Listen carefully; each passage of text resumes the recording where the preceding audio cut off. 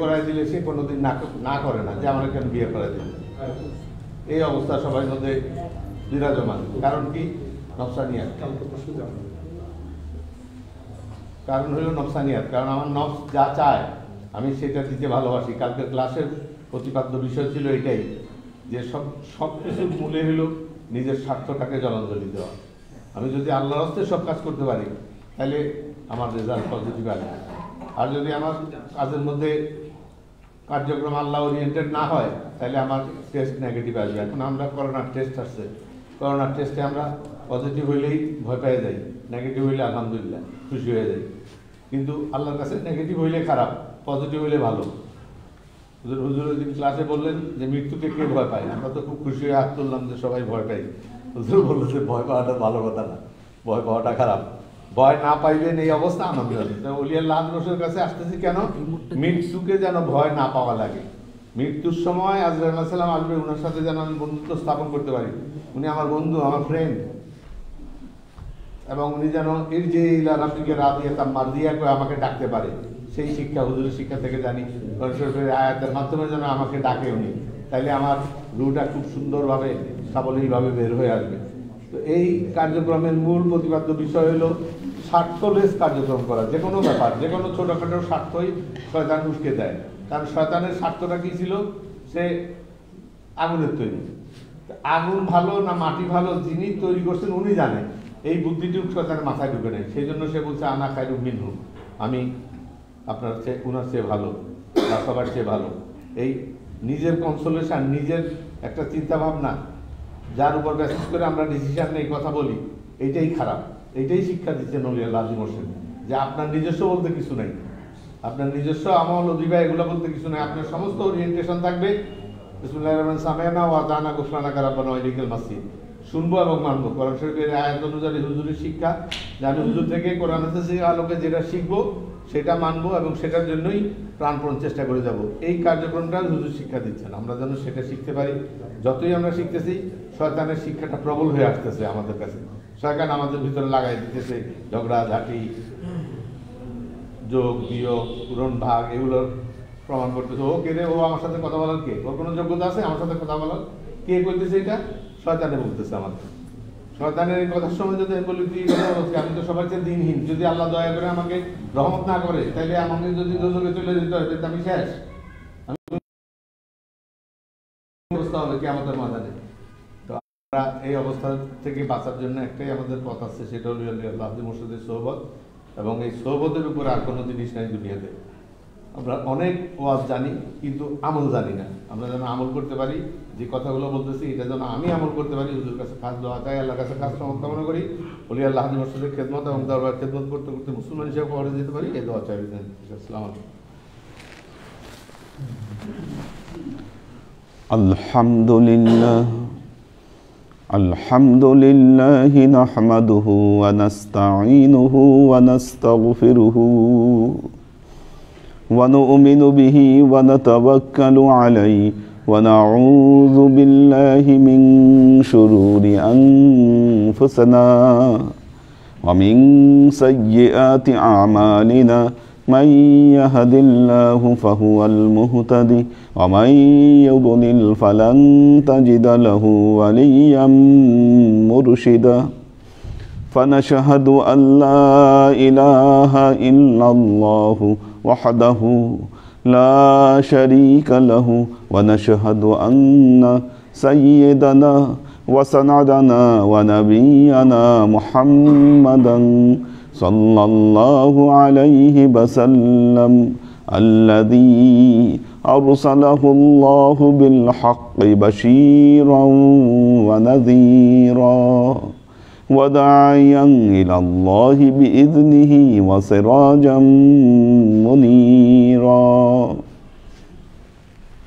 وقال الله تعالى في كلامه المجيد وفرقانه الحميد ما كان محمد أبا أحد من رجالكم ولكن رسول الله وخاتم النبيين وكان الله بكل شيء عليما إن الله وملائكته يصلون على النبي يا أيها الذين آمنوا صلوا عليه وسلموا تسليما صلى الله على محمد صلى الله عليه وسلم صلى الله على محمد صلى الله عليه وسلم صلى الله على محمد صلى الله عليه وسلم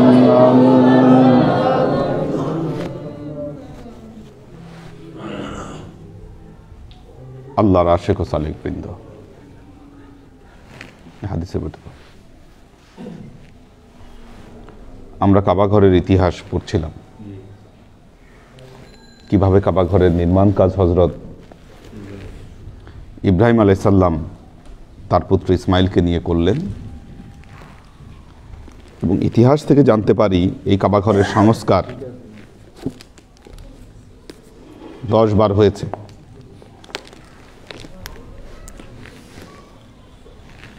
আমাদের ইতিহাস খুব ভালো মতো আমাদের জানা দরকার। যে জাতি তার ইতিহাস ভুলে যায় সে জাতি সবার কাছে লাঞ্ছিত হয়, পদানত হয়।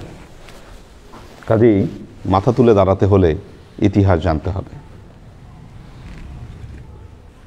আজকে গ্রুপে একটা ইতিহাস শেয়ার করেছি, বাইতুল্লাহর ইতিহাস, কিভাবে বাইতুল্লাহর দখল ব্রিটিশ আমেরিকানদের পুতুল সরকারের হাতে চলে গেল। বাইতুল্লাহর দখলটা কিভাবে ব্রিটিশ আমেরিকানদের দালাল পুতুল সরকারদের হাতে চলে গেল এবং পৃথিবীতে খেলাফত ব্যবস্থার পতন ঘটল। এটা ছিল মুসলমানদের জীবনের সবচাইতে বড় ট্র্যাজেডি। খেলাফত পতন হয়ে গেছে, খেলাফতের বিলুপ্ত হয়ে গেছে পৃথিবী থেকে, যেটা আল্লাহ নবী চলে যাওয়ার পর থেকে হয়নি।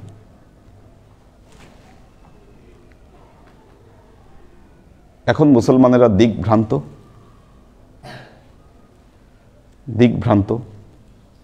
এই যে এত বিশৃঙ্খল, এগুলো সব ইহুদি খ্রিস্টানদের চক্রান্তের কারণে আমাদের মধ্যে এই জিনিসগুলো হচ্ছে। পুরো পৃথিবীর ইতিহাস যাচাই করলে আল্লাহ নবী চলে যাওয়ার পর হযরত আবু বকর রাদিয়াল্লাহু তাআলা আনহু থেকে খেলাফায়ে রাশেদা পর্যন্ত এটা মুসলমানদের গোল্ডেন টাইম ছিল, গোল্ডেন পিরিয়ড। কারণ হযরত ওমর অর্ধ পৃথিবীর শাসনকর্তা ছিলেন। হযরত আলী রাদিয়াল্লাহু তাআলা আনহুর ইন্তেকালের পর, শাহাদাত বরণের পর মুসলমানদের খেলাফত দিকভ্রান্ত অবস্থায় আবার চলে যায়। এক একজন এক এক পৃথিবীতে এক এক দিক থেকে এক একজন নিজেকে খলিফা দাবি করে এবং এই সময়টা কিছু সময় চলে যায়। তারপর উমাইয়া শাসন প্রতিষ্ঠিত হয়, উমাইয়া খেলাফত প্রতিষ্ঠিত হয়। এক সময় উমাইয়ারা চলে যায়, উমাইয়াদের জায়গায় আব্বাসীয়রা, উমাইয়ারা প্রায় 150 বছর শাসন করে। উমাইয়াদের পর আব্বাসীয়রা আসে, তারা প্রায় 500 বছর শাসন করে। হ্যাঁ হ্যাঁ, হযরত আব্বাস রাদিয়াল্লাহু আনহুর বংশধর, আব্বাসীয় খেলাফত প্রতিষ্ঠা করে তারা। এই খেলাফত 500 বছর শাসন করে পৃথিবীতে। মঙ্গলদের হাতে আব্বাসীয়দের পতন ঘটে, মঙ্গলদের হাতে। কারণ হালাকু খান বিশ্ব জয়ের স্বপ্ন নিয়ে একে একে পৃথিবীর যে বিভিন্ন দেশগুলো, মুসলমানদের যে দেশগুলো, তাদেরকে পরাজিত করতে থাকে। অপ্রতিরোধ্য ছিল তারা। মার খেতে খেতে হঠাৎ মুসলমানেরা ঘুরে দাঁড়ায়। মঙ্গলদের অনেক নেতা মুসলমান হয়ে যায় এবং ভারতবর্ষে যে মঙ্গলরা এসেছিল মুসলিম শাসন নিয়েই তারা এসেছিল, আপনারা জানেন। কারণ বাবর থেকে শুরু করে বাকি পুরা মুঘল সাম্রাজ্য তারা সবাই ছিল মোগল, এই জন্য নামই হচ্ছে মোগল। তারা মঙ্গল ছিল, মঙ্গল বংশোদ্ভূত, তৈমুরলঙ্গের বংশোদ্ভূত ছিল তারা। তো 500 বছর শাসন করার পর আব্বাসীয় খেলাফতের পতন হয় মঙ্গলদের হাতে। তারপর আসে ওসমানীয়রা। 600 বছর শাসন করে তারা, 600 বছর শাসন করে। মিলান 600, 500, 150, এই যে 1450 বছর মিলে যায়, 1450 বছরে ইতিহাসটা মিলে যায়। হ্যাঁ, সাউন্ড তো আমার কাছেই মনে হচ্ছে কম, আমার কাছেই তো সাউন্ডটা কম মনে হচ্ছে। দিয়ে দাও।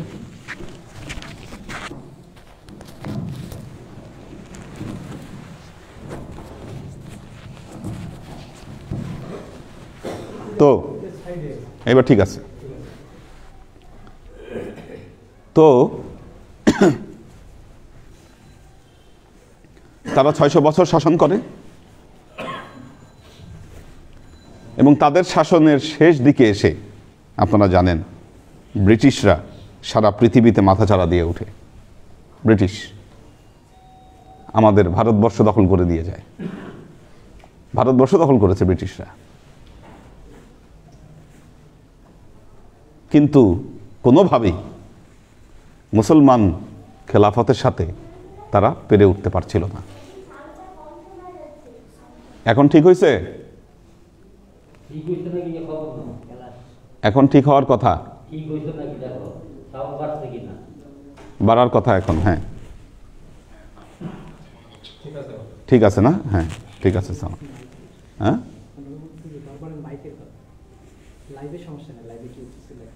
আচ্ছা, না না ঠিক আছে, ওখানে তো এখান থেকেই সাউন্ড যায়। ঠিক হয়েছে, ঠিক, এখন ঠিক হওয়ার কথা, আমি তো শুনতে পাচ্ছি ভালো মতো। তো এই ব্রিটিশদের ষড়যন্ত্রে এই ওসমানিয়া খেলাফতের পতন ঘটে। এর মুখ্য ভূমিকা যিনি পালন করে আরবের নজদ অঞ্চলের আরবের এক গোত্রপতি এবং একজন মুসলমান স্কলার যার নাম ছিল আব্দুল ওয়াহাব নজদি। 18 শতাব্দীর শুরুর দিকে সে বলতে থাকে যে ওসমানিয়া খেলাফতের যে ইসলাম, এই ইসলাম শিরক বেদাতে ভরে গেছে, কাজেই এই শিরক বেদাত উৎখাত করতে হবে। তারই ভাবশিষ্যে পরিণত হয় এই যে বর্তমান যে ইবনে সৌদের যে পূর্বপুরুষ তারা। এবং এরা অনেক পরিকল্পনা করতে থাকে কিভাবে মুসলমানদের হাত থেকে এই মক্কা মদিনা এটাকে হাতায় নেওয়া যায়, এটা নিয়ে অনেক। এবং তারা বারবার এই মক্কা মদিনার দখল নেয়, বারবার তুর্কিরা আবার এই দখল পুনরুদ্ধার করে। এবং একটা পর্যায়ে সেই সময় মক্কা মদিনার দায়িত্বে যে ছিল হুসাইন বিন আলী, তাকে যে দায়িত্ব দেওয়া হয়েছিল তুর্কিদেরই, সে ওসমানিয়াদের সাথে বিশ্বাসঘাতকতা করে। এবং বিশ্বাসঘাতকতার ফলে এই ব্রিটিশদের যে চর ওয়াহাবিরা, তারা আরব দেশ দখল করে ফেলে। তারা আরব দেশ দখল করে, কিন্তু মক্কা মদিনা হুসাইন বিন আলীর হাতেই ছিল। এখন হুসাইন বিন আলী দেখলেন যে আমি এত বড় একটা বেইমানি করলাম, ইসলামী খেলাফত বলতে আর কিছু থাকলো না। কারণ প্রথম বিশ্বযুদ্ধে জার্মানির সাথে এই ওসমানিয়ারা থাকার কারণে জার্মানির ধস নামে, জার্মানি পরাজিত হয়। এই জন্য ওসমানিয়া খেলাফতও একদম পৃথিবীর যে বিভিন্ন জায়গায় তাদের প্রভাব ছিল আস্তে আস্তে রাজত্ব হারায়। এখন সে দেখলো খেলাফত নাই, উনি নিজেকে খলিফা দাবি করে বসলো। যখন খলিফা দাবি করে বসলো, ব্রিটিশরা দেখলো এত বিপদ, যেই খেলাফতকে ধামাচাপা দেওয়ার জন্য আমরা এত কিছু করতেছি, এ তো আবার এখন খলিফা দাবি করে বসছে। যার ফলে তাকে এদেরকে দিয়েই তাকে হটায় ওয়াহাবিরা পুরো আরবে প্রভাব বিস্তার করে। দেখেন তো কে কি বলে।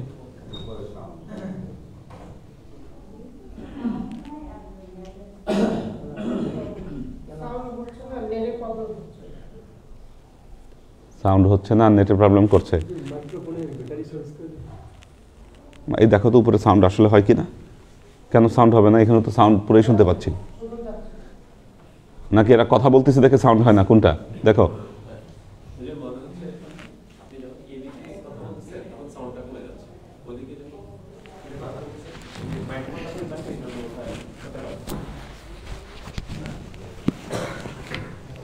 এত ভালো সাউন্ড সিস্টেম লাগানোর পর ঠিক না হলে কিভাবে হবে?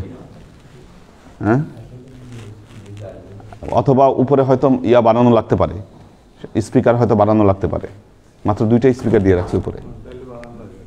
হ্যাঁ, হয়তো স্পিকার বানানো লাগতে পারে, বা মেয়েদের ওখানে একটা আলাদাও সাউন্ড সিস্টেম দেওয়া যায়।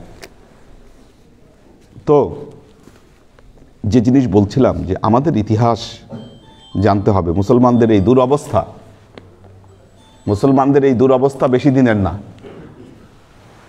আর আজকে আচ্ছা, এই যে মেয়েদের ওখানে ওই নেটের সাউন্ডের সমস্যা নেই। হ্যাঁ, এই উপরে মেয়েদের শোনা যাচ্ছে কিনা এটা কথা। সুজন,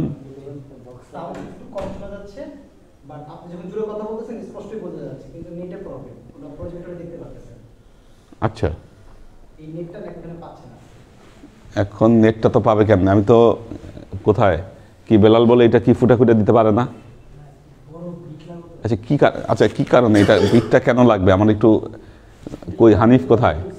হ্যাঁ, উপরে ঝুলানোর জন্য কি করতে হবে? দেয়ালে কত বড় ফুটা লাগবে? হ্যাঁ, মানে কি সরাসরি তারটা ওখান দিয়ে ঢুকাবে? তো এটা হচ্ছে না কেন? হ্যাঁ, তাহলে কালকেই করতে হবে এটা। ঠিক আছে, এটা কালকেই করতে হবে। এতদিন তো এটা দেরি করা যাবে না। যাতে ওখানে ওরা পায় সেই ব্যবস্থা করতে হবে আর কি উপরে।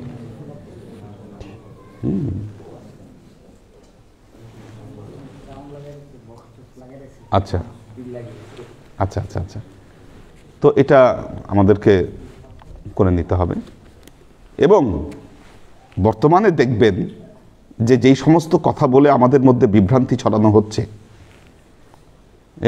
এটা ইসলাম না, এটা ইসলাম, এই কথা যারা বলছে তারা হচ্ছে এদেরই চর এবং এজেন্ট।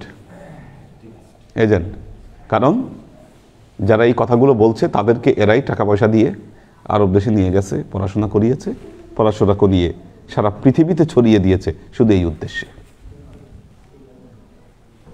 এখন আপনি যদি এই ইতিহাস না জানেন, এই ইতিহাস না জানলে আপনি ধোঁকায় পড়বেন, তাদের কথাই বিশ্বাস করবেন।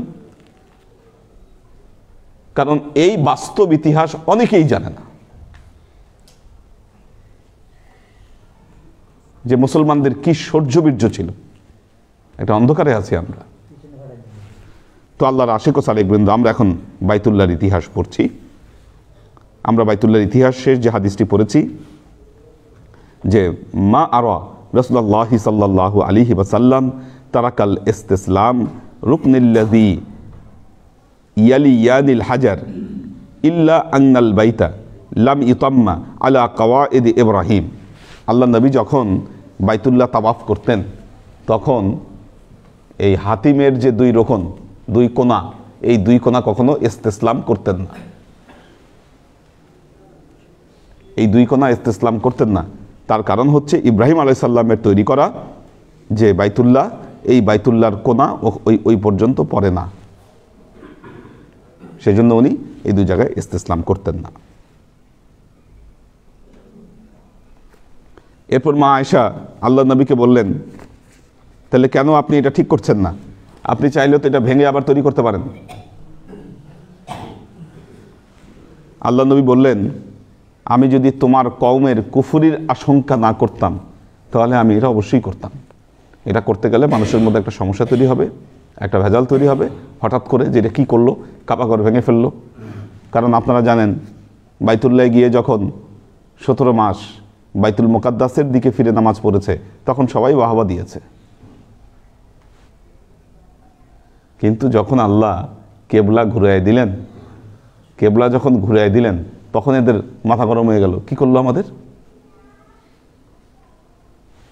তো কাজী কেবলা পরিবর্তনের মতো যদি বাইতুল্লাহর শেপ পরিবর্তন করা হয় তাহলে তাদের মধ্যে একটা সমস্যা তৈরি হবে। ইবনে জুবায়ের তিনি যখন বাইতুল্লাহর শাসনকর্তা হলেন তখন তিনি এটা ভেঙে বাইতুল্লাহকে ইব্রাহিম আলাইহিস সালামের শেপে ফিরিয়ে নিলেন। এবং হযরত ইব্রাহিম আলাইহিস সালামের বাইতুল্লাহর ভেতরে 2টা দরজা ছিল, একটা দরজা দিয়ে ঢোকা যেত, আরেকটা দরজা দিয়ে বের হওয়া যেত। আর বাইতুল্লাহ এত উঁচু ছিল না, নিচু ছিল, আরো নিচু ছিল বাইতুল্লাহ। এক দরজা দিয়ে ঢুকে আরেক, তখন সবাই ঢুকতে পারতো, বের হইতে পারতো। কিন্তু এখন এটা উঁচু করে দেওয়া হয়েছে, ছোট করে দেওয়া হয়েছে। ইবনে জুবাইর এসে আগের ফর্মে, হযরত ইব্রাহিম আলাইহিস সালামের ফর্মে তিনি ফিরাই দিয়েছিলেন। ওয়ালাইকুম সালাম। তারপর আবার হাজ্জাজ বিন ইউসুফ যখন আসেন তখন তিনি আবার এটাকে ভেঙে ওই হাতিমকে বাইরে রেখে তারপর নির্মাণ করেন। বাদশাদের কাজ কারবার। দিল্লির কুতুব মিনার কারা দেখছেন না? কুতুব মিনারের পাশে দেখবেন আরেকটা কুতুব মিনার আছে, হাফ ডান। কুতুব মিনার বানিয়েছিলেন কুতুবউদ্দিন আইবক। যখন এই স্লেভ ডাইনেস্টির পতন হয়, ইলতুৎমিশ আসে, তখন সে ওই কুতুব মিনার ভেঙে ফেলে তার পাশে আরেকটা কুতুব মিনার তৈরি করতে শুরু করে। কিন্তু কয়েক বছরের মধ্যেই সে শাসন ক্ষমতা হারানোর পর এরপর যে শাসক এসেছে সে আবার এই কুতুব মিনার স্টপ করে দিয়ে আগের জায়গায় কুতুব মিনার বানিয়েছে। একজন গড়েছে, একজন ভেঙেছে, এরকম চলেছে সবসময়। দেখবেন যে পরবর্তী যদি কোনো শাসক আসে, ওসমানীয়রা যে প্যালেসগুলো তৈরি করেছিল, এই প্যালেসগুলো তো নাই, ভেঙে ফেলেছে। বাইতুল্লাহ নির্দিষ্ট সময় পর্যন্ত ওসমানীয়দের আমলের যে করা স্থাপনা ওই রকমই ছিল। এখন কিছুটা সংস্কার করেছে তারা, করলেও ওই জায়গাটা ওই আগের স্টাইলই কিছুটা রেখে দিয়েছে ওইটা, কারণ একটা চুক্তির আওতায় ছিল।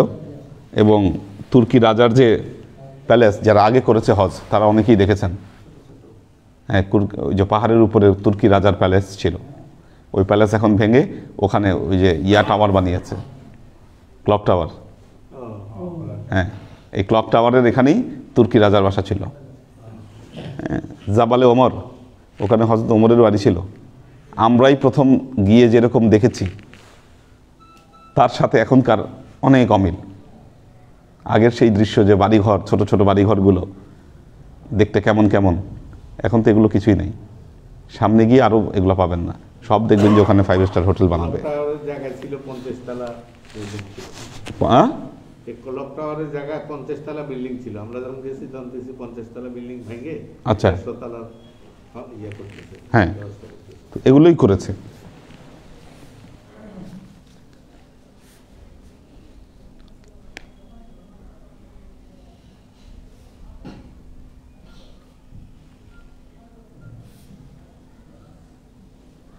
আচ্ছা,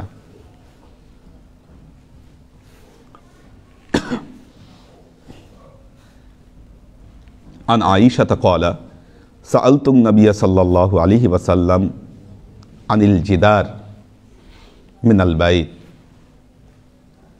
وقال نعم قلت فما لهم لم يدخلوه في البيت قال إن قومك كسرت بهم النفخة قلت فما شأن بابه مرتفعا قال فعل ذلك قومك ليدخلوا من شاء ويمنعوا من شاء।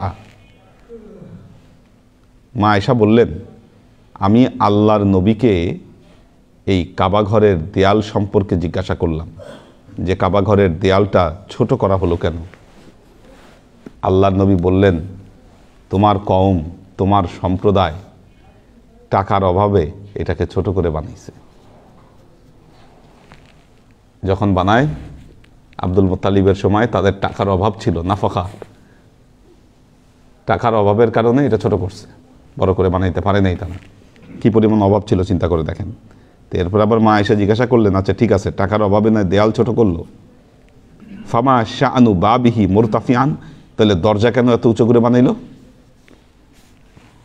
উঁচু করতে তো কত খরচ গেছে, উঁচু করতে যে খরচ গেছে এটা দিয়া তো ওই দিক বাড়াই ফেলা যেত। অনেক উঁচু তো, কয় ফিট উঁচু হবে? 7 ফিট হবে, 7 ফিট হবে উঁচু দরজাটা। কারণ আমরা ওখানে দাঁড়াইলে লাফ দিয়া হাত পাই, লাফ দিয়ে হাতে পাই, তার মানে ওই রকমই উঁচু হবে, 7 ফিটের মতো উঁচু শুরু হবে আর কি, 7 ফিট থেকে শুরু দরজা। তো বললেন যে তাইলে টাকার অভাবে ছোট করলো, তো দরজা উঁচা করলো কেন? আল্লাহ নবী বললেন, ফাআলা যালিকা কওমুকি লিইউদখিলু মাংসা ওয়া ইয়ামনাউ মাংসা, এই জন্য যে যাকে ইচ্ছা তাকে ঢুকতে দিবে আর যাকে ইচ্ছা তাকে ঢুকতে দিবে না, এই কারণে, এই চিন্তাই এটাকে এত উঁচু করছে। উঁচু করলে তো আর সবার যে যা খুশি ঢুকতে পারবে না, এই জন্য কি করেছে, এটাকে উঁচা করে দিয়েছে, তা আর ঢোকার আর কোনো সুযোগ নেই। এখন শুধুমাত্র ঈদের দিন খুলে দেয়, ঈদের দিন খুলে দেয়, ভেতরে সৌদি বাদশারা আসে, নামাজ টামাজ পরে আবার এরাই একটু ঝাড়াঝাড়ি করে, ভেতরে ঝাড়াঝাড়ি করে তারপরে ওই দিন যারা যারা সুযোগ পায় তারা তারা ঢুকে।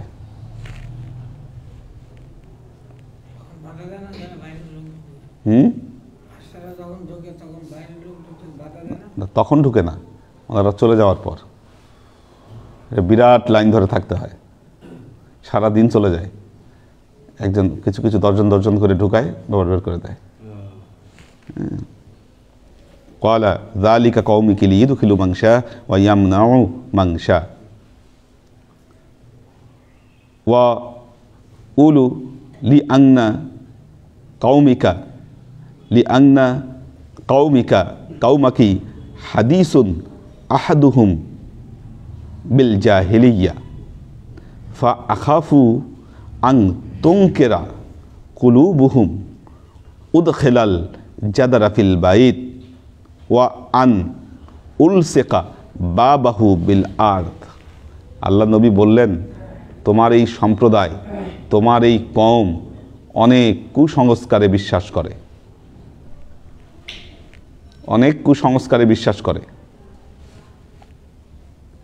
আমি যদি এই কাবা ঘরকে আগের অবস্থায় ফিরাইয়ে আনি, তাহলে তারা কি করবে, তাদের মনে বিভিন্ন ফিতনা তৈরি হবে, ফিতনা তৈরি হয়ে মনে করবে হায় হায় রে কী করলো কি, এই ধরনের ফিতনা যেহেতু তারা ভাবতে পারে বা তৈরি করতে পারে, সেজন্য আমি এটার ওই দেয়ালটাও আমি বড় করে দিচ্ছি না, আর দরজাটাকেও আমি নিচু করে দিচ্ছি না, নাহলে আমি এটা করতাম। তার মানে বোঝা গেল ইসলামে কুসংস্কারের জায়গা নাই।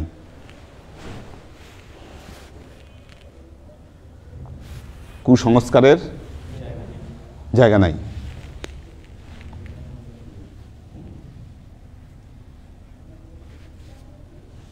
রাস্তায় বের হওয়ার সময়, ঘর থেকে বের হওয়ার সময় হাত থেকে কিছু পড়ে গেলে বিপদ হবে, পিছন থেকে ডাকলে সমস্যা হবে, রাতে বেলায় পিঠা নিয়ে বাইর হইলে, রাতে বেলায় পিঠা নিয়ে বের হইলে গ্রাম দেশে এগুলো দেখুন খুব মেনটেন করে, রাতে বেলায় গন্ধওয়ালা মাছ রান্না করে না, ইলিশ মাছ বা এগুলা রান্না করে না, গন্ধ ছড়াইলে সমস্যা আছে।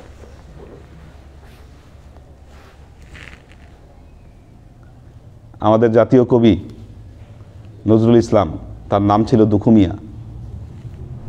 আগে একটা রেওয়াজ ছিল, যার ভাই বোন মারা যায় নামগুলো এরকম রাখতো, পসামিয়া, দুকুমিয়া, ফেলানি, হ্যাঁ, এই নামগুলো রাখতো যাতে ওই কারো নজর না লাগে, আর নজর লেগে যেন সমস্যা না হয়। সুস্পষ্ট জ্ঞানের বাহিরে ইসলাম কোনো কিছুকে স্বীকৃতি দেয় না। এগুলো আমাদের মনের তৈরি করা, এবং এটাকে বলা হয়েছে জংনুল জাহিলিয়া, জাহিলি যুগের ধারণা এগুলো। আর আমাদের তো জাহিলি যুগের ধারণা থাকবেই, কারণ আমরা ভারতবর্ষের মানুষ। আমাদের পূর্বপুরুষ মহাভারতের মতো মহাকাব্য পড়ে আসে। মহাভারতের মতো মহাকাব্য যারা পড়তে পারে, আর জেনেটিক্যালি এই জিনিস যাদের ভেতরে থাকে, তারা কত কিছু চিন্তা করতে পারে।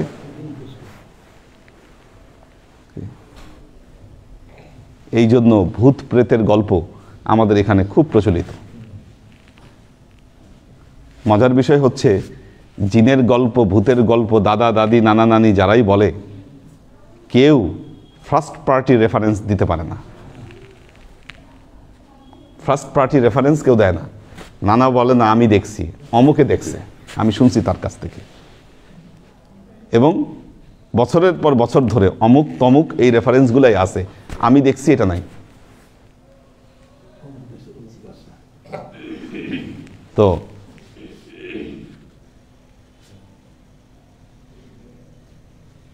আল্লাহর আশেক ও সালেক বৃন্দ, কুসংস্কারে বিশ্বাস করা যাবে না। কিছু কিছু মানুষের মন খুব দুর্বল থাকে, প্রতিটা বিষয় নিয়ে একটা খুঁতখুঁত ভাব, হায় রে কি করলাম, এটাতে যদি সমস্যা হয়ে যায়। এগুলো হচ্ছে তাওহীদ থেকে তার বিচ্যুতি। শিক্ষিত অশিক্ষিত সবাই পরীক্ষার সময় ছাত্ররা যখন ছেলেরা যখন ডিম আর কলা খাওয়ায় না, ডিম আর কলা খাওয়ায় না, হ্যাঁ, তাহলে ডিম পাবে, অথবা হ্যাঁ হ্যাঁ ওই যে কলা এক পাবে, ঠিক আছে, এক পাবে, এক। তো এগুলো এগুলো একদম সম্পূর্ণ, এগুলোর কোনো আসলে এগুলোর ভিত্তি নেই কোনো। হ্যাঁ, কিছু ব্যাপার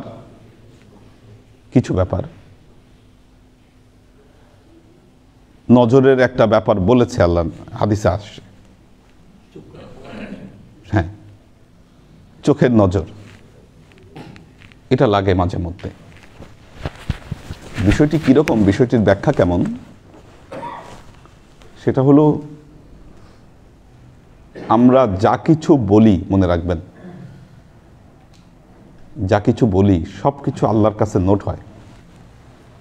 সব কথা, প্রতিটা বাক্য আল্লাহর কাছে পৌঁছাচ্ছে ফেরেশতারা সিদরাতুল মুনতাহায়। এখন আপনি এমন একটা বাক্য বললেন, যেই বাক্যটা আসলে কারো ব্যাপারে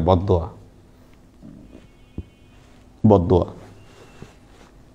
সেটা ফেরেশতা নিয়ে সিদরাতুল মুনতাহায় পৌঁছায় দিল, আল্লাহর কাছে চলে গেল। ফেরেশতারা তো আর বুঝে না ও কি ফাজলামি করে বলছে, না দুষ্টমি করে বলছে, না কেমনে কি। এই জন্য দেখবেন কেউ অনেক লোকেরা আছে, তাদের বাচ্চাদেরকে বলে, এই মরতে পারস না, ভেরি কেয়ারফুল, কখনো করবেন না এটা। তুই মরতে পারস না, তুই মরলে খুশি হইতাম, মরস না কেন। ফেরেশতারা কিন্তু এটা নোট করে ফেলছে আল্লাহর কাছে, খুব সিরিয়াসলি নোট করছে যে আল্লাহ তোমার অমুক বান্দা তার সন্তানের ব্যাপারে এই দোয়া করছে যেন মরে। সে অন্তর থেকে বলছে কি না বলছে, ফেরেশতারা তো এটা বুঝে না, অন্তরের খবর ফেরেশতারা বুঝে না, এটা নোট করছে ফেরেশতারা। আল্লাহ সুবহানাহু ওয়া তাআলা তিনি যদি মনে করেন যে না ঠিক আছে, ও যে এই সন্তানের ব্যাপারে এটা বলছে, ওর অপরাধটা তো গুরুতর না, তখন কি করে, ওইটাকে ফিরাই দেয়, ফেরেশতার হাতে ফিরাই দেয়, যাও তোমার এই কথা গৃহীত না, নিয়ে যাও এটা। ফেরেশতা এখন এই কথাটা নিয়ে প্রথম আসমানে চলে আসছে, ও করবে কি ওইটা নিয়ে করবে কি? সে কি করে? আসমানের মধ্যে ওইটা ছেড়ে দিয়ে আসে। ওটা তো বয়ে নিয়ে বেড়াবে না, সে ওইটা ঘুরতেছে। নেক দোয়া হোক বা বদ দোয়া হোক, আপনি জীবনে যত নেক দোয়া করেছেন, যত নেক দোয়া করেছেন, সব দোয়াগুলা আকাশের নিচে ঘুরতেছে।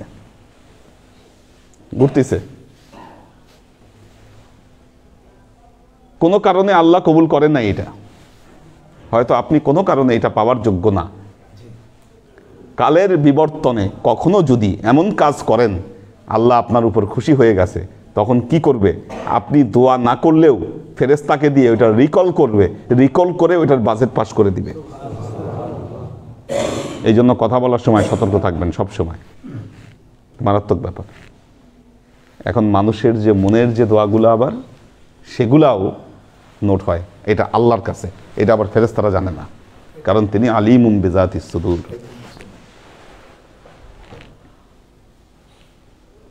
আমাদের মধ্যে কিছু লোক আছে দেখবেন যে খুব শো করতে পছন্দ করে, ফুটানি।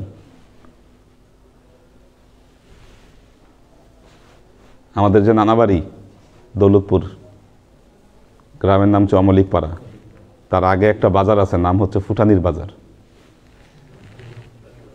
আপনারা গেছেন তো অনেকেই, ফুটানির বাজার। এখন নাম চেঞ্জ করছে ওরা, কি জানি একটা নাম দিচ্ছে। তো ফুটানির বাজার কেন বলতো? কারণ যারা রিক্সা চালাইতো বা ভ্যান চালাইতো, সারাদিন কষ্ট করত, যে যাই করুক না কেন রাতে বেলায় ওইখানে গিয়ে, সে খাবার না খাক, ঘরে খাবার নাই, ওখানে গিয়ে এক কাপ চা খাবে আর গল্প করবে। এই যে ফুটানি রাত, হ্যাঁ, এই জন্য এটাকে নাম দিচ্ছে তারা ফুটানির বাজার, যেখানে এসে সব ফুটানি করে। হ্যাঁ, তো আমাদের মধ্যে অনেকেই আছে খুব ফুটানি দেখায়। সে যখন ফুটানি দেখাচ্ছে, আরেকজন মানুষ, সে হচ্ছে নেগেটিভ থিঙ্কার। আমাদের মধ্যে অনেক মানুষ আছে সব সময় নেগেটিভ চিন্তা করে, অলওয়েজ তার মাথায় কোনো পজিটিভ চিন্তা নাই। মানুষের ভালো সে দেখতে পারে না, পরশ্রী কাতরতা তার মধ্যে কাজ করে। তখন কি হয়? তার অন্তরে ওই যে একজনের ভালো, এই ভালো দেখে তার মধ্যে এই বদদোয়াগুলা কাজ করে, হয় নষ্ট হোক। সে কিন্তু এটা ভাবতে পারতো যে না, আল্লাহ আমাকেও দিক, সেটা না ভেবে ভাবতেছে এটা নষ্ট হয় না কেন?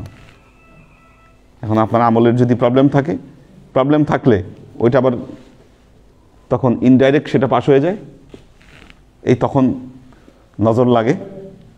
তো এই নজর লাগার বিষয়টা হাদিসে রয়েছে, এটি প্রমাণিত। এই বিষয়টি সামনে আমরা হাদিস পেলে তখন বুঝতে পারবেন আর কি। কাজেই আমাদের কুসংস্কার বিশ্বাস করা যাবে না।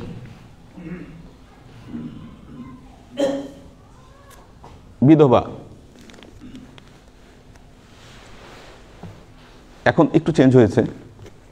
আগে দেখতাম বিধবারা সাদা শাড়ি পরতো, সাদা শাড়ি পরতো, গহনা পরতে পারতো না, গহনা পরতে পারতো না, নাকফুল থাকলে খুলে ফেলতো। কোশ্চেন হলো, ইসলাম কি কোথাও এই নির্দেশনা দিয়েছে? তাহলে এই কালচার কোত্থেকে আসছে?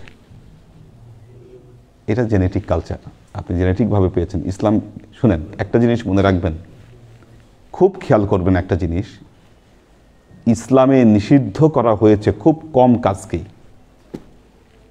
যেই কাজ প্রকাশ্য নিষিদ্ধ সেটি আমরা কখনো ওইটাকে টাচ করব না। যেই ব্যাপারে সুনির্দিষ্ট নির্দেশনা নেই সেটা মানুষের উপর চাপায় দেওয়া যাবে না। যার হাজবেন্ড মারা গিয়েছে, যে বিধবা, তার মনে কি সাদাল্লাদ নাই? কিন্তু আমাদের হিন্দু সমাজে তার মনে কোনো সাদাল্লাদ থাকতে পারবে না, বিষয়টা এমনই ছিল। অথচ আল্লাহর নবী বলেছেন, কেউ মারা গেলে, কারো স্বামীও যদি মারা যায়, শুধু স্বামী মারা গেলে সর্বোচ্চ 40 দিন শোক পালন করবে। 40 দিনের বেশি শোক পালন করতে পারবে না। আর অন্য কেউ 3 দিনের বেশি শোক পালন করতে পারবে না। শোক পালন আর ইদ্যত পালন করতে হয় মেয়েদের 3 মাস, বা আরেক হিসাবে 4 মাসের কিছু বেশি বিয়ে করা যাবে না। এখন আজীবনের জন্য তাকে আপনি কি সাদা শাড়ি পরায়, এগুলো তো আমাদের ইসলামের কালচারে নাই, কেন করছেন আপনি? কেউ দেয়নি আপনাকে এই অথরিটি।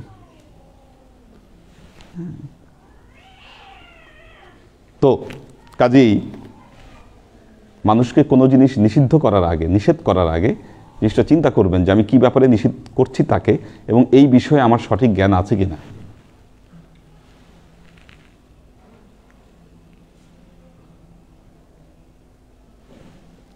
আল্লাহর আশেক ও সালেক বৃন্দ, আজকে তো মিলাদ আবার না?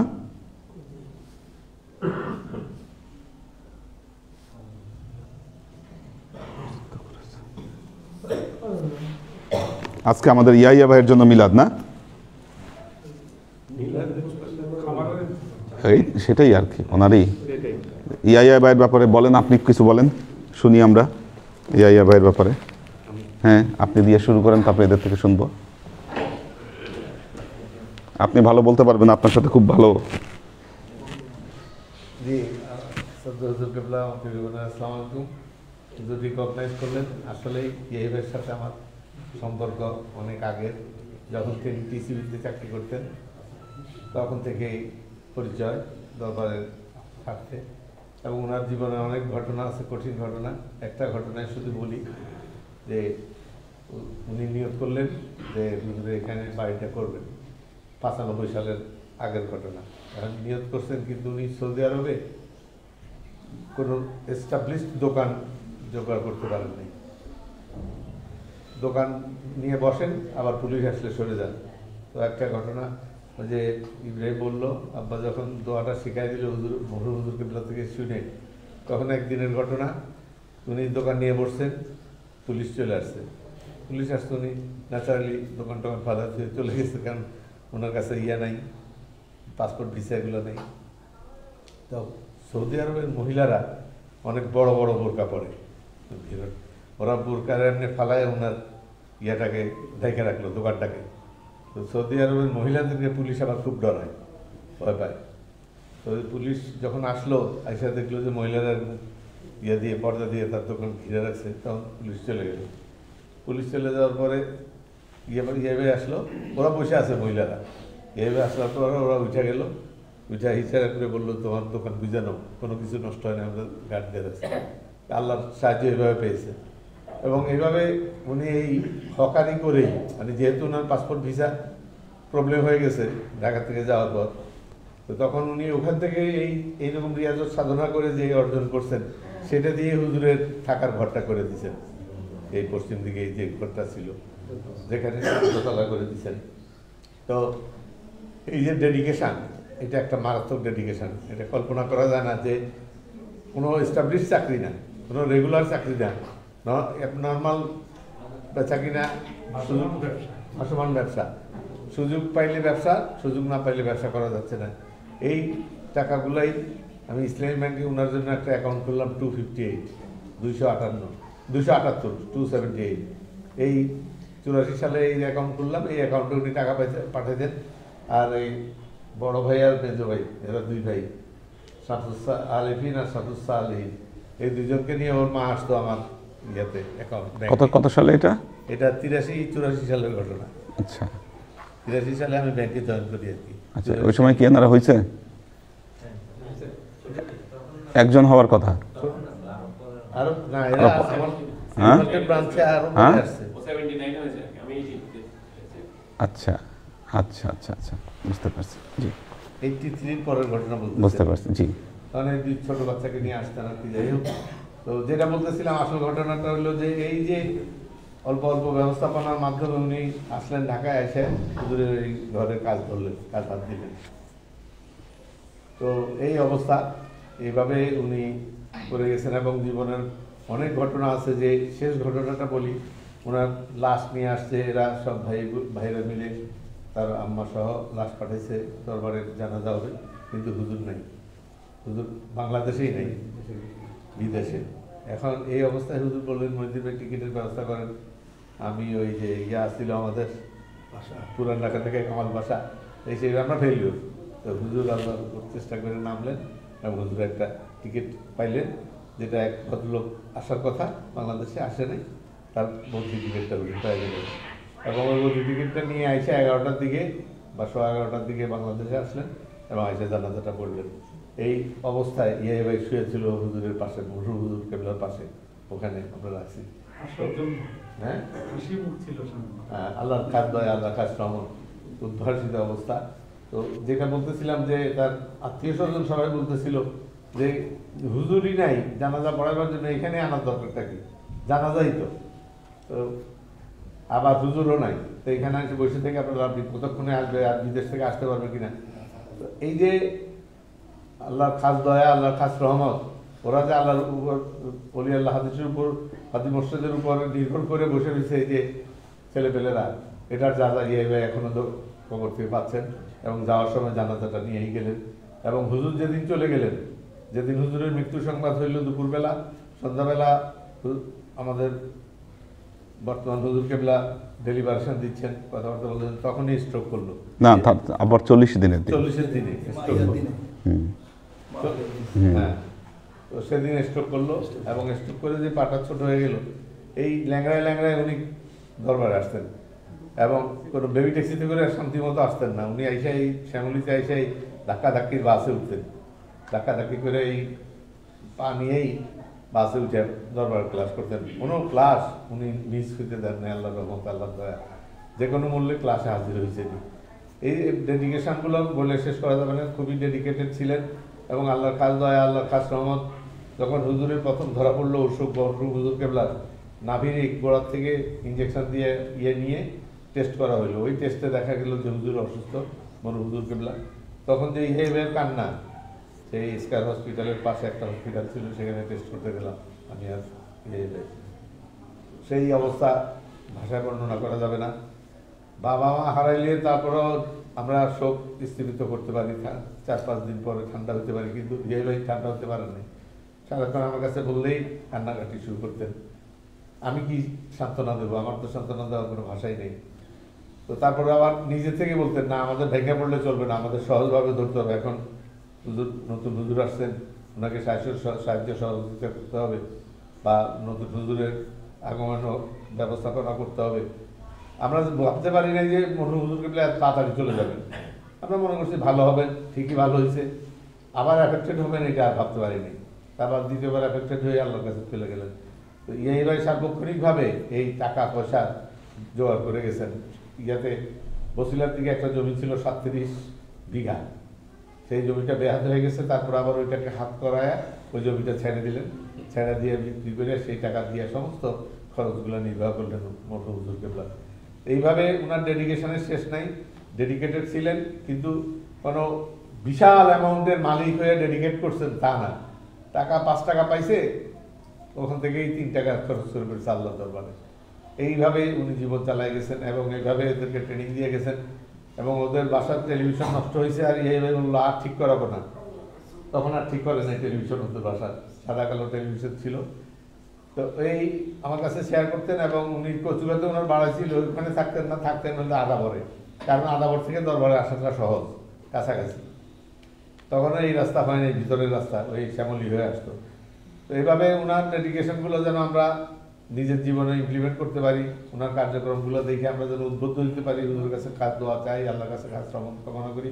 বলি আল্লাহ হাদি মসজিদ খেদমত এবং দরবার খেদমত করতে করতে মুসলিম হিসেবে পরে ভাইদের থেকে কারা কারা বলবে?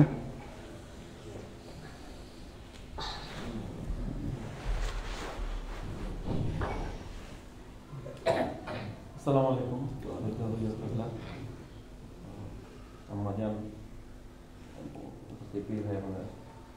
আজকে 2018 সালের জানুয়ারি মাসের 28 তারিখে আমরা দোকান ত্যাগ করেছেন এবং এতক্ষণ মাইকুল চাচা সবই বললেন আমরা সম্পর্কে।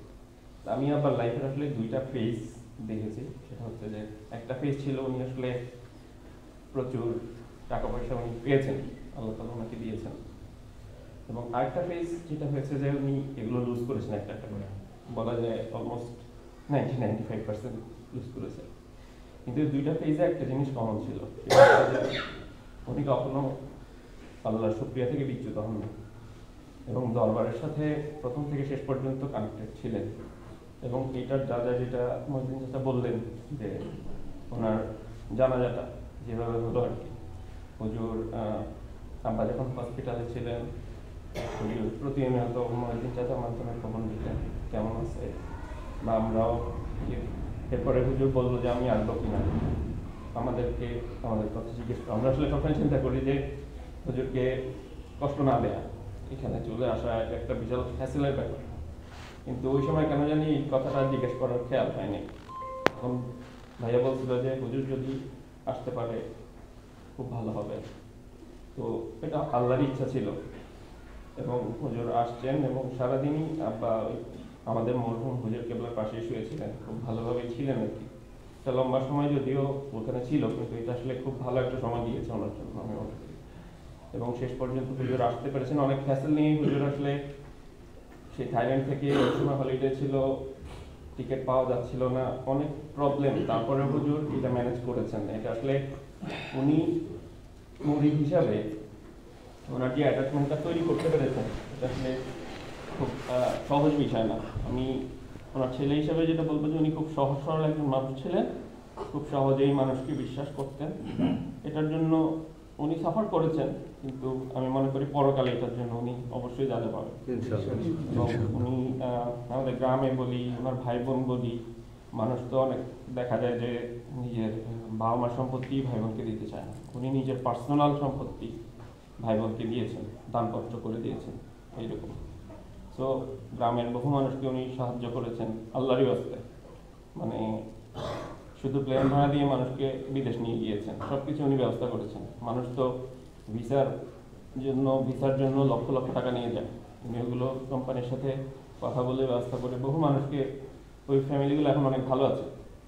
এবং দরবারের সাথে ওনার যে অ্যাটাচমেন্ট সেটা আসলে অন্যরকম। আমাদের ব্যাপারটা হচ্ছে যে আমরা লাইফকে সেট করি, আমাদের নিজস্ব প্রয়োজনগুলো আগে মিটাই, তারপর হচ্ছে দরবারের সাথে ইয়ে করি। কিন্তু ওনার ব্যাপারটা হচ্ছে যে উনি ওনার লাইফকে, দরবারকে আগে প্রায়োরিটি দিয়ে তারপর বাকি সব কিছুকে সেট করার চেষ্টা করেছেন।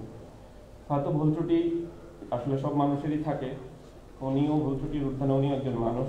তো আপনাদের সাথে যদি কখনো ওনার কোনো কারণে ভুল বোঝাবুঝি হয়ে থাকে আপনারা ওনাকে ক্ষমা করে দিবেন।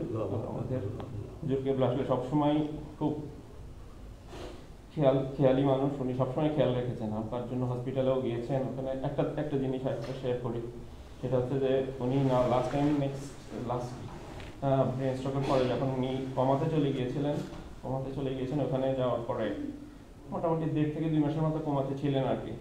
তো হুজুর লাস্ট যখন হসপিটাল ভিজিট করেছিলেন নিউরো সায়েন্সে, ভাইয়াকে একটা আমল দিয়েছিলেন, ভাইয়াকে বলেছিলেন আর কি, ভাইয়া তখন ছিল, আমি হসপিটাল ছিলাম, আমরা আলাদা রুমে থাকতাম আর কি দুইজন। তো ভাইয়াকে বলেছিল যে 1 সপ্তাহ না হয় 1 সপ্তাহ এটা ওই আমলটা প্র্যাকটিস করতে, এটা পজিটিভ নেগেটিভ যেটাই হোক কিছু একটা হবে, 1 সপ্তাহের মধ্যেই হবে। এবং ভাইয়া ওইটা খুব স্ট্রিক্টলি ফলো করেছিল এবং এক্স্যাক্টলি ঠিক 1 সপ্তাহ যখন পূর্ণ হয়েছে তখনই আসলে আব্বা আল্লাহর ইচ্ছায় আর কি আব্বা শেষ নিঃশ্বাস ত্যাগ করেছেন। তো আরেকটা বিষয় হচ্ছে যে আব্বা ব্যবসা বাণিজ্য অনেক কিছু জায়গা জমি সবকিছু অনেক কিছুই ঢাকায় পেয়েছে, উনি করতে পেরেছেন আল্লাহ তাআলার ইচ্ছায়, দরবারের সাথে যোগ সংযুক্ত ছিলেন সেটার অর্থ।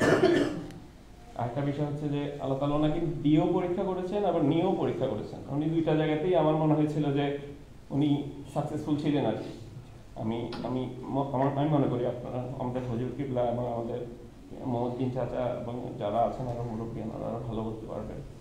তো ওনাকে ওই বিষয়গুলো আসলে বিচলিত করতে পারে না।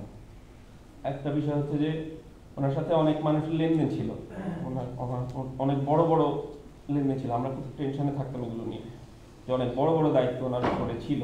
ফার্স্ট ব্রেন স্ট্রোকের পরে আমরা খুব টেনশনে পড়েছিলাম যে এগুলোর না হয়ে আবার যদি কিছু হয় উনি পরকালে গিয়ে কতটুকু শান্তি পাবে। আরেকটা ব্যাপার হচ্ছে সেকেন্ড ব্রেন স্ট্রোকে যখন হলো তখন যেটা হয়েছে যে আবার যে বিশাল বিশাল ইয়েগুলো ছিল, দায়গুলো ছিল, ওগুলো সব ক্লিয়ার হয়ে গিয়েছিল। তখন ভাইয়া বলতেছিল যে এখন কিন্তু আব্বার খুব একটা নাই, দায় নাই, এখন কিন্তু আব্বা ব্যাক করতে নাও পারে। আমি এটা শুনে একটু টেনশনে পড়েছিলাম যে আসলেই মনে সত্যি এখন হয়তো ব্যাক নাও করতে পারে। তো সেটাই হয়েছে আর কি। কিন্তু আল্লাহ তাআলা ওনার সব কিছু ক্লিয়ার করে ফেলেছে, ওনার কোনো কিছু বাকি থাকে নাই। খুব হিউজ, এগুলো আসলে চিন্তা করা যেত না। হুজুরের সাথে লাস্ট হজেও গিয়েছেন, অনেক দায় দেনা থাকার পরেও হুজুরের নির্দেশে গিয়েছেন। সেগুলো রহমত ছিল বলে সেই বরকত, সেটা হয়তো উনি ওখানে হুজুরের সাথে গিয়েছেন, ওখানে দোয়া করেছেন যেন এগুলো থেকে উনি মুক্তি পেতে পারেন, এবং আল্লাহ তাআলা মুক্ত করেছেন। এগুলো চিন্তা করা যায় না, এগুলো কোটি কোটি টাকার ছিল, যেটা আসলে ভাষায় বলা মতো না, এটা খুব চিন্তার বিষয় ছিল। কিন্তু আল্লাহ তাআলা ওনাকে এগুলো থেকে মুক্ত করেছেন, করে ওনাকে একেবারে পরিষ্কার করেই নিয়ে গিয়েছেন হুজুরের দোয়ায়। এবং আমাদের মুরব্বী যারা আছেন ওনাদেরও অনেক সহযোগিতা ছিল। আনোয়ার চাচা মারা গিয়েছেন, উনি কবর এখানে এই বুদ্ধিজীবী কবরস্থানে কবর দিতে সহায়তা করেছেন। তারপর মহিদিন চাচা তো সবসময় ছিল, সোহেল আব্বার গোসলের সময় ছিল, আমি তো ছিলাম সাথে, কিন্তু সোহেল রব্বানি চাচার তত্ত্বাবধানে সব গোসল টোসল সব কিছু সেরে সুন্দরভাবে সব কিছু তৈরি করেছে। সবার যে সহযোগিতা ছিল দরবারের, এটা আসলে ভাষায় প্রকাশ করার মতো না। স্কয়ার হসপিটালে আবার যে অপারেশনটা হয়েছিল খুব ক্রিটিক্যাল অপারেশন ছিল। ডাক্তার বলেছিল যে তোমার আব্বা যদি উঠে বসতে পারে এটাই আলহামদুলিল্লাহ। কোমরের অপারেশন ছিল। আঙ্কেল আমাকে ফোন দিয়ে বলছিল যে অপারেশন শুরুর আগে বলবা, আমরা খতম শুরু করবো, অপারেশন চলা পর্যন্ত খতম চলবে। তো ওইভাবে করে আমি কমিউনিকেট, ওই ক্রিটিক্যাল অপারেশনটা স্কয়ার হসপিটাল ডাক্তারটা খুব ভালো ছিল, আল্লাহ মিলিয়ে দিয়েছিলেন। ওই অপারেশন করার পরে উনি 3-4 মাস পরে কিন্তু উনি হাঁটা শুরু করেছেন, এবং শেষ পর্যন্ত কিন্তু নিজের পায়ে হেঁটেই দরবারে আসছেন। তো এই বিষয়গুলো আসলে খুব মারাত্মক। এটা আসলে ওনার ডেডিকেশন ছিল। তার সবচেয়ে বড় বিষয় যে আল্লাহর রহমত ছিল, দরবারের সাথে ওনার কানেকশন ছিল, ওনার মনোবল একটা স্ট্রং ছিল। বড় হুজুর মারা যাওয়ার পরে উনি বেশ একটু আঘাত পেয়েছেন। উনি আসলে ওই জায়গাটা ওনার খুব রিলাই করার মতো একটা জায়গা ছিল আর কি। তো ওইটাতে একটা মেন্টাল শক ছিল, যে কারণে একটা লম্বা সময় পরে 30-40 দিন পরে সেটা বললো যে উনি একটা ফার্স্ট ব্রেন স্ট্রোক করেছিলেন। যাই হোক, অনেক বিষয় ছিল আব্বার, যে বিষয়গুলো শেয়ার করলাম। আমি আশা করি, আমি মনে করি আব্বা অনেক ভালো আছেন। এই দরবারের সাথে কানেকশন থেকে শেষ পর্যন্ত উনি আসলে শেষ নিঃশ্বাস ত্যাগ করতে পেরেছেন। এবং হুজুর বিদেশে থাকার পরেও যে উনি ওনার জানাজা মিস হয় নাই, আল্লাহ তাআলার ইচ্ছাই এটা হয়েছে আমি মনে করি। এবং এটা আসলে বিশাল ব্যাপার। হুজুরের কাছে দোয়া চাই আল্লাহ তাআলা, এবং আপনাদের সবার কাছেও দোয়া চাই আল্লাহ তাআলা আমাকে জান্নাতের উচ্চ মাকাম দান করেন। আসসালামু আলাইকুম। আর কেউ কিছু বলবে? বলেন।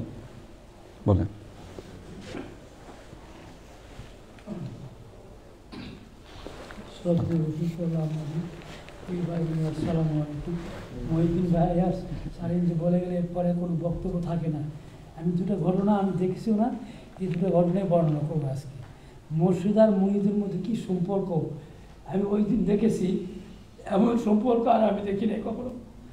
উনি সৌদি আরব থেকে যে এসে ফিরেছিলেন, আমি মসজিদে বসা, উনি মসজিদের গেট থেকে একটা দৌড় দিলেন, হাতে ব্যাগটা কী যেন ছিল সব ফেলাই দিয়ে হুজুরকে জড়াই দিয়ে পুরো 1 ঘন্টা চিৎকার করে কাঁদলেন উনি। এই যে সিন আমি দেখেছি, এটা বলার মতো না। যে মরহুম হুজুরকে বলে বলতেন সবসময় যে মসজিদের প্রতি ফানা হয়ে যাওয়া, ইনশাল্লাহ উনি সেটা হতে পেরেছেন, আমার দৃঢ় বিশ্বাস। উনি হুজুরকে যে কত ভালোবাসতেন ওই সিন না থাকলে বোঝা যাবে না। কীভাবে উনি তার প্রতি এত মহব্বত, মনে হলো যে এই 20 বছর না কত বছর সবগুলো যেন ওই দিন সব তার বুথ থেকে যেন ঢেলে দিলেন উনি। এভাবে হুজুরকে ভালোবাসতেন। মহিউদ্দিন ভাই বলছেন যে হুজুর সামনে উনি ছিলেন, উনি হুজুর ছাড়া কিছু বুঝতেন না, উনি হুজুরকে এতই ভালোবাসতেন। আর একদিন ওনার কাছে আমি গিয়েছিলাম, সিদ্দিকবাগ মেসে উনি থাকতেন প্রথমে। আর একজনের কথা না বললেই নেই ওনার সাথে, সেটা হলো জয়নাল ভাই। জয়নাল ভাইকে হুজুর অত্যন্ত ভালোবাসতেন, এবং এখন এই দরবারের গুণটুকে উনি আসেন ইনশাল্লাহ। উনি যে খেদমত করেছেন দরবারে ইয়াহি ভাই আর জয়নাল একসাথে আসতেন, এবং তাদের অনেক অবদান আছে এই দরবারে, আমি সাক্ষী হিসেবে আছি ইনশাল্লাহ।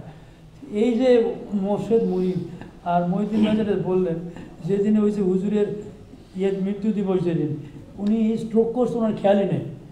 মহিউদ্দিন ভাই আসি দেখতেছেন যে উনি তো একটু অ্যাবনর্মাল, কথাবার্তা আটকায় যাচ্ছে। তো মহিউদ্দিন ভাই বুঝতে পারছে আল্লাহর তরফ থেকে নিয়ে যায়, শোয়াই দিয়ে উনি বুঝতেছেন না, তারপরে ওই তো আবারও বিলি করতেছেন। মহিউদ্দিন ভাই নিয়ে যায়, হাত পা টিপা শুরু করলো। মহিউদ্দিন ভাই আমি বললো যে এই তো স্ট্রোক করছে সম্ভবত, মাইল স্ট্রোক। তারপরে নিয়ে গেল, কিন্তু সেই দরবারের জন্য যে ডেডিকেটেড, আর এই যে মৃত্যুর আগ পর্যন্ত এই অবস্থায় কে আসতে পারে বলেন? শেষরায় হ্যাঁ, ওনার ছেলেরা না আসলে উনি অনেক কিন্তু আটকাতে পারেনি। উনি দরবারে আসতেন, 3 দিন ক্লাস করতেন উনি। বিস্ময়কর বাবু, বিস্ময়কর এই দুনিয়ায় এই যুগে এটা একটা বিস্ময়কর ঘটনা, তো অসম্ভব। হুজুর বড় হুজুর বলতেন যে তোমাদের মানুষ যখন পাগল বলবে তখন তোমরা মনে করবে কামিয়াব। তো এই লোক এই সমাজ থেকে যখন এই অবস্থায় আসে, এই লোককে পাগল ছাড়া কেউ কিছু বলেনি নিশ্চয়ই, যে কী ব্যাপার, কোথায় যাচ্ছে, কোন পাগলে ধরছে। যে আল্লাহ তাআলা, আমি বেশি কথা বলবো না, যে এই লোক যেভাবে গেছে আল্লাহ যেন আমাদেরকে এই তৌফিক দান করে। এই আল্লাহ এই দরবারের সকল মুরিদ ভাইকে যেন আমাদের পীর ভাই বোনদেরকে আল্লাহ এই তৌফিক দান করে। এই দরবার থেকে যারাই গিয়েছে, কি গরিব কি ধনী, সবাই আল্লাহর দরবারে। আমি একদিন বলছি না সেদিন, যে এখান থেকে ফয়েজ ভাই তো জরুরি কাজ, আল্লাহ তাকে হুজুরকে বলে নিজে সেখানে জানা যায় ইয়া করেছে। এবং এইভাবে অনেক ভাই যারা গেছেন, আমি সর্বশেষ হাতিম আলী ভাই, উনি যে এখান থেকে দরবার থেকে গেলেন, গরিব, অর্থ নিঠুর গরিব, কিছুই নাই তার। তো উনি যাওয়ার সময় ট্রাকে ধাক্কা লাগে পড়ে গেলেন, পড়ে যায়। ওখান থেকে তার রুমালে একটাই ফোন নাম্বার পালো, মোর্শেদের ফোন নাম্বার। চিন্তা করতে পারেন, শুধু মোর্শেদ ফোন দিল। যেদিন উনি মারা যায় দিনে উনি ইসলাম ভাই ওনার ফোন নম্বরটা লিখে দিয়েছে। আমাকে বহুত এটার অনেক ঘটনা আছে না। আচ্ছা, যাই হোক, হুজুর রব্বানি এবং গোলাম রব্বানি এবং আরও কয়েকজনকে পাঠালে, আমিনুল ভাই গেছিলেন, যাই দেখে আমাদের পীর ভাই, তখন তাকে ধরে রক্তাক্ত শরীর সমস্ত ট্রাকে ধাক্কা খেয়েছেন। তো মহিউদ্দিন ভাই প্রথম মেডিকেলে গিয়েছিলেন, ওখানে ইন্তেকাল করছেন। আমি যেটা বলতেছি, হুজুরকে যখন নিয়ে আসলো, হুজুর বলতেছেন, এটা কি তুমি কি লাশ দেখতেছো, তোমরা কি দেখি লাশ, তাড়াতাড়ি জান্নাতে ঢুকাই দিয়ে আসো। হুজুর বললেন, চাক্ষুষ প্রমাণ ইনশাআল্লাহ সাক্ষী বললে, এটা কি তোমরা লাশ দেখতেছো, লাশ না, তাড়াতাড়ি ঢুকে দিয়ে আসো জান্নাতে। এইভাবে একজন ইট ভেঙে খেত সেই মুরিদ, হুজুরের কাছে 1 টাকা 2 টাকা দিতেন, এটাই আমাদের লাখ টাকার সমান হুজুর মনে করতেন, খুব ভালোবাসতেন হুজুর তাকে। সেই রায়ের বাজার হেঁটে যেতেন, হেঁটে আসতেন। মহিউদ্দিন ভাই মাঝে মাঝে দেখা হলে আমাদের সিএনজি ডেকে উঠাই নিতেন, এবং মহিউদ্দিন ভাইদের বাসায় প্রায় যেতেন। ফয়েজ ভাই তাকে খুব পছন্দ করতেন, এবং সে গিয়ে টাটকা শাকগুলো আসে না, গরিব মানুষ তোয়াফা নিয়ে যাতে খালি হাতে ছিলেন না। তো সেই মুরিদও আল্লাহর দরবারে হুজুরকে বলে সাক্ষী দিয়েছেন যে তোমরা তাড়াতাড়ি জান্নাতে নিয়ে যাও তাকে। সিকিম আলী ভাই এখান থেকে মারা গেছে, ফয়েজ ভাই এবং আরও দেখতে, আমি যাই না ওই দিন, ওনারা গিয়েছিলেন। উনি দেখতেছেন উনি অজ্ঞান অবস্থায় মারা যাচ্ছেন, এই অবস্থায় বলছে এত বড় বাড়ি আমার না, এত বড় বাড়ি আমার না, সে বলতেছে এটা। আল্লাহ তাআলা সাক্ষ্য, এভাবে ইনশাল্লাহ সব ভাইরা ইনশাল্লাহ কামিয়াব হয়েছে। ইনশাল্লাহ আমাদের জন্য হুজুরকে আমরা দোয়া চাই, এবং আমরা যেন সবাই পীর ভাই বোনাই এই অবস্থায় কবর দিতে পারি মুসলমান হয়ে। আসসালামু আলাইকুম।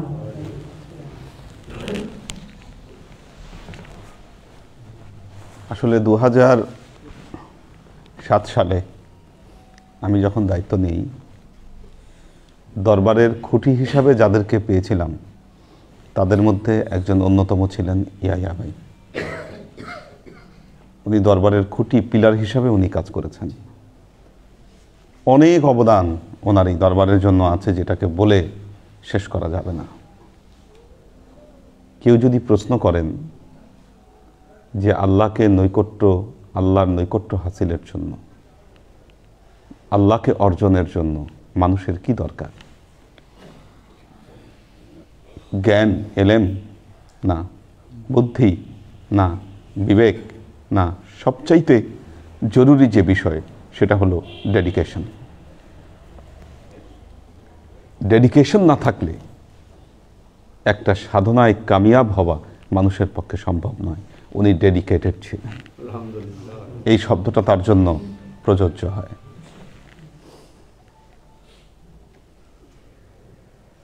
আমাদের প্রথম বাড়ির কথা মনে আছে, আমার কিছুটা মনে আছে। একদম আগে টিন শেড ছিল, মনে আছে ওইটা আমার। 2টা রুম ছিল, এইদিকে রাস্তার সাথে একটা, জানালাগুলো রুমের ভেতরে, তার পাশে ছিল আব্বার রুম আতা গাছের সাথে, তার পেছনের বাসা, এই 2টা রুমই। তারপর হুদা ভাই করে দেন, সেখানে 4টা রুম ছিল। হুদা ভাই যে কনস্ট্রাকশন করে দেন, কোনো প্ল্যান কিচ্ছু না, একসাথে জাস্ট 4টা রুম। অর্থাৎ তখন এক রুমের ভেতর দিয়ে আরেক রুমে যেতে হতো। এই 4টা রুমের মধ্যে একটা ছিল ড্রয়িং রুম, আর বাকি 3টা ছিল আমাদের থাকার রুম। সবাই আমরা আত্মীয় স্বজন যে যেভাবে আসুক এই 4টা রুমের মধ্যেই আমরা থাকতাম ওই সময়ে। প্রথম আমাদের জন্য যে সেপারেট ঘর হয় 1995-এ, সেটা করে দিয়েছিলেন আমাদের মরহুম ইয়াহিয়া ভাই। তো এবং নিচ থেকে পিলার তুলে, এই জন্য আমরা এখানে কনস্ট্রাকশনের সময় একটু চিন্তা করতে হবে যে এটাকে মডিফাই করা যায় কিনা কোনোভাবে, হ্যাঁ, একটু এটা ঠিক রেখে কিভাবে কি করা যায় এটা একটু চিন্তা করতে হবে আমাদের। এক্সট্রা এটার সাথে যা কিছু করা বা অনেক নিচ পর্যন্ত কিন্তু আছে, কি করা যায় এটা আমরা চিন্তা করব ওই সময় এখানে যখন কনস্ট্রাকশনটা আমরা তুলব আর কি। প্রথম আসলে সুন্দর থাকার পরিবেশ বলতে যা বোঝায় ওইটার সাথে মিল রেখে এই সাইটটা কনস্ট্রাকশন করে দিয়েছিলেন ইয়াহিয়া ভাই আমাদের। তারপর তো ওনার জীবনের যে কাহিনীগুলো উনি যে খেদমত করেছেন এগুলো বলে শেষ করা যাবে না। শেষ পর্যন্ত উনি যেদিন ইন্তেকাল করলেন, আমি থাইল্যান্ডে ব্যাংকক থেকে অনেক দূরে,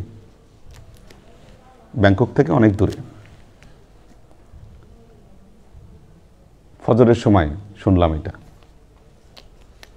যে উনি ইন্তেকাল করছেন। বাংলাদেশে যোগাযোগ করলাম, বিভিন্ন জায়গায় বিভিন্ন সূত্রে কেউ টিকিট দিতে পারছে না, তখন খুব সিজন ওই সময়, ওখানে কোনো টিকিট নেই, ফিরে আসার কোনো টিকিট নেই। টিকিট যখন নাই আমি তখন চিন্তা করলাম টিকিট পাই আর না পাই, আগে আমি এয়ারপোর্টে চলে যাব, এয়ারপোর্টে গিয়ে কানেক্টিং ফ্লাইটে যে কোনো দেশ হয়ে চলে আসবো। এটা পসিবল, বাংলাদেশে সরাসরি নাই, আশেপাশের যে কোনো দেশে, ইন্ডিয়ায় তো থাকতে পারে, ইন্ডিয়ায় কলকাতায় হোক দিল্লিতে হোক যে কোনোখান থেকে কানেক্টিং ফ্লাইট ধরা যাবে, এটা পসিবল। কাজেই আমার এই নিয়াত করেই ব্যাংককের দিকে রওনা দিয়েছি যে আমি এয়ারপোর্টে যাব। ব্যাংকক আসার তাও সেখান থেকে প্রায় 2-2.5 ঘন্টা না 3 ঘন্টা লাগলো আমার ব্যাংকক ফিরতে। যখন একেবারে শহরের মধ্যে ঢুকে গেছি তখন আমাকে জানাইলো ইউনিভার্সিটি থেকে যে ফ্লাইট ডিলে হয়েছে, বাংলাদেশ বিমান ডিলে হওয়ার কারণে একজন ক্যান্সেল করে দিয়েছে তার টিকিট, আমি চাইলে ওই টিকিটে যেতে পারি। এবং সবচেয়ে মজার ব্যাপার হলো আমি তাকে টিকিটের পেমেন্ট কিচ্ছু দিয়ে নিতে, উনি ওখান থেকে টিকিট করে আমাকে বাড়াই দিয়েছে, যার ফলে আসাটা সম্ভব হয়েছে আমার পক্ষে। নাহলে এটা একটা মিরাকল, এটাও একটা মিরাকল। নিষ্ঠার প্রতিদান আল্লাহ কিভাবে দেয় এটা আমি কাছ থেকে আমি সাক্ষী। সবাই দোয়া করবেন। সূরা ফাতিহা 7 বার, সূরা ইখলাস 9 বার, দরুদ শরীফ 11 বার।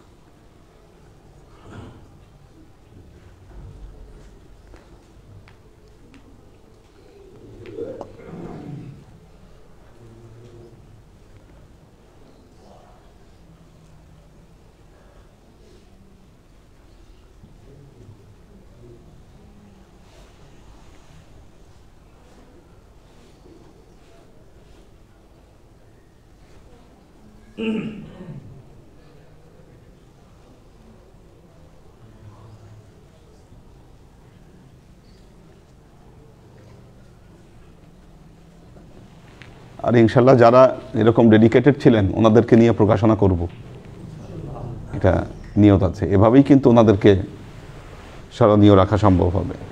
একটা প্রকাশনা চলে গেলে সেটা বহু বছর থেকে যাবে, ওইটার হারাবে না। আল্লাহ আমাদেরকে তৌফিক দান করুন। وأشرق البدر علينا واقتفت منه البدور مثل حسنك ما رعينا قط يا وجه السرور صلى الله على محمد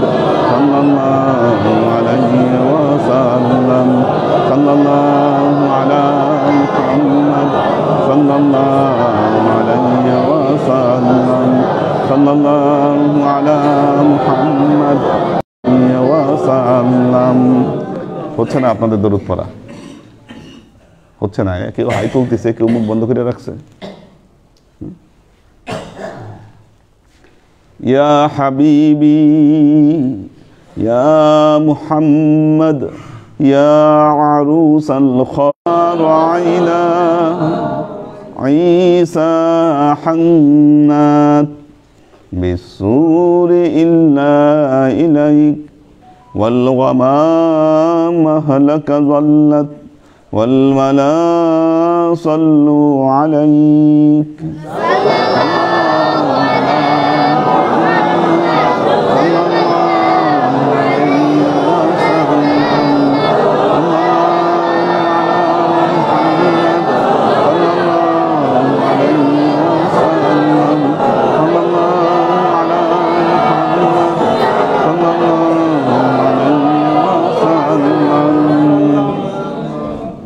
وصلوات الله أحمد عدة أحرف الصدور أحمد الهدي محمد سيد وجه المنير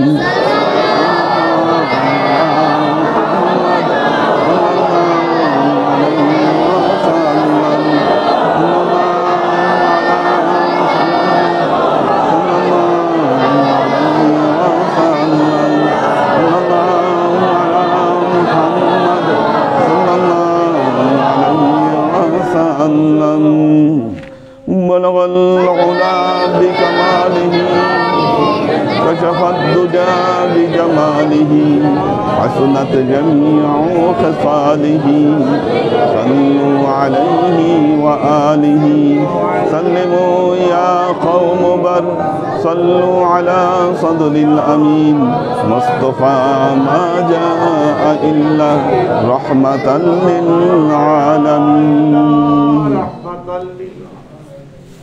اللهم آمين اللهم صل على محمد كما صليت على إبراهيم وعلى آل إبراهيم إنك حميد مجيد اللهم بارك على محمد كما باركت على إبراهيم وعلى آل إبراهيم إنك حميد مجيد ربنا ظلمنا أنفسنا وإن لم تغفر لنا وترحمنا لنكونن من الخاسرين ربنا آتنا في الدنيا حسنة وفي الآخرة حسنة وقنا عذاب النار ربنا لا تزغ قلوبنا بعد إذ هديتنا وهب لنا من لدنك رحمة إنك أنت الوهاب اللهم إنك عفو تحب العفو فاعف عني يا غفور الرحيم الودود اللهم نور قلوبنا بنور الإيمان ونور قلوبنا بنور الإسلام ونور قلوبنا بنور الإحسان وزين أخلاقنا بنور محمد صلى الله عليه وسلم اللهم إنا نسألك علما نافعا رزقا واسعا عملا مقبولا شفاء من كل داء قلبا خاشعا ذهنا ذاكرا إيمانا كاملا توبة قبل الموت راحة عند الموت ونجاة بعد الموت اللهم إنا نسألك رحمتك في كل درجة فلاح في كل أمر ونعوذ بك من الشرك والشك والنفاق والبدعة ومن كل وسوسة الشيطان يا الله يا رحمن يا مالك আমরা এতক্ষণ তোমার দরবারে যে সমস্ত আমলকে উপস্থাপন করলাম ত্রুটিমুক্তভাবে আমলগুলোকে তুমি আমাদের তরফ থেকে কবুল করে নাও। তুমি আমলের যা আমাদের প্রিয় নবী হযরত মুহাম্মদ মুস্তাফা সাল্লাল্লাহু আলাইহি ওয়াসাল্লামের কাছে পৌঁছে দাও। আল্লাহ আমাদের নবীর পরিবারবর্গের কাছে তুমি এর যাজাকে পৌঁছে দাও। এই দুনিয়ার সমস্ত আম্বিয়ায়ে কেরাম সাহাবায়ে কেরাম তাবেঈন তাবেঈন ওয়ালি আউলিয়া গাউস কুতুব আমাদের মা বাবা ভাই বোন আত্মীয় স্বজন এই দরবার থেকে যত পীর ভাই বোন চলে গেছে সবার রূহে আল্লাহ তুমি এর যাজাকে পৌঁছে দাও। তুমি তোমার হাবিবের ওসিলায় আমাদের সবাইকে কবুল ক্ষমা করে দাও। আমাদের জীবন থেকে সমস্ত অভাব অভিযোগ বালা মুসিবত দুঃখ কষ্ট রোগ শোককে দূরীভূত করে দিয়ে দৃঢ় হস্তে তোমার দ্বীনের খেদমতের তৌফিক তুমি আমাদেরকে দান করো। আজীবন যেন তোমার হেদায়েতের পথে প্রতিষ্ঠিত থাকতে পারি সে তৌফিক তুমি আমাদেরকে দান করো।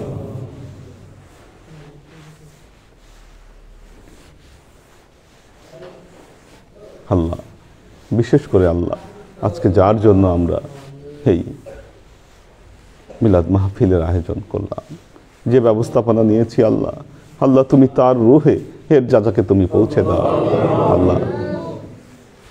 তিনি তোমার দিনের পথের যে খেদমতগুলো করে গেছেন আল্লাহ, তুমি তার উত্তম যা যা তুমি তাকে দান করো আল্লাহ।